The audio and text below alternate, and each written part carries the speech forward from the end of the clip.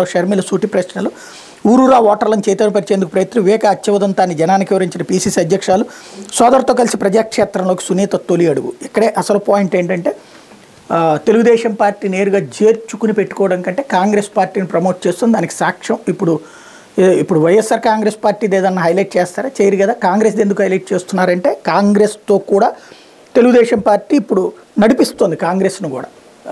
ఇక్కడ ఒకేసారి రెండు వైపులా ఇటు ఎన్డీఏతో అటు ఐఎన్డీఏతో ఇద్దరితో కూడా కథ నడుపుతున్నది తెలుగుదేశం పార్టీ.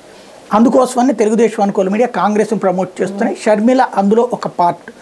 అయితే పాయింట్ ఏంటంటే షర్మిల చెప్పాల్సినటువంటి పాయింట్, అన్నే అంతకుడు అవినాశి అంతకుడు అన్నప్పుడు 2019లో ఎన్నికల్లో ఎందుకు పోటీ చేయలేదు? తన బాబాయ్ అడిగినప్పుడు బాబాయ్ అడిగాడు, ఈలోపు చనిపోయాడు. మరి 2019లో తనే పోటీ చేయాలి. అప్పుడు ఏ పార్టీ అక్కర్లేదు, ఇండిపెండెంట్గా పోటీ చేయాలి, లేకపోతే సునీతను ముందు పెట్టి పోటీ చేయాలి కదా.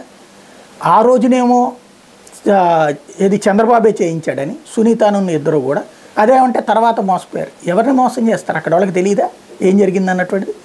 ఫోన్ ఎవరు దాచేశారు, లెటర్ ఎవరు దాచేశారు?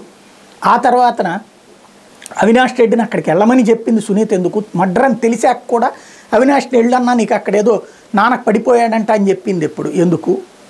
అలాగే ఇప్పటికీ కూడా పెళ్లి చేసుకున్నాడు, రెండో పెళ్లి అన్నటువంటి విషయాన్ని ఎందుకు దాచేస్తున్నారు? ఒక్కరోజు కూడా అది నోరు మీద పట్ల. వాళ్ళ నాన్న రెండో పెళ్లి గురించి, సునీత నాన్న రెండో పెళ్లి గురించి, వాళ్ళకి పుట్టిన బిడ్డ గురించి, ఆవిడ ఆస్తి అడిగింది అన్నటువంటి దాని గురించి, ఆవిడకి రాసిచ్చిన ఇంటిని లాక్కుని తన్ని తరిమేశారన్నటువంటి గురించి మాట్లాడట్లేదు. దాన్ని బట్టి అక్కడ ఏది దాస్తున్నారు, ఏది తెస్తున్నారు అన్నటువంటిది స్పష్టంగా అర్థమవుతుంది. కాకపోతే ఇక్కడ ప్రజలకి ఒక సెంటిమెంట్ని రగిలించేటటువంటి యత్నం కాబట్టి ఎంతవరకు సక్సెస్ అవుతుందంటే నిజం కంటే కూడా అబద్ధం ఎక్కువగా వేగంగా వెళ్తుంది కాబట్టి ఆ విధమైనటువంటి ప్రయత్నాన్నే చేసుకొస్తున్నారు.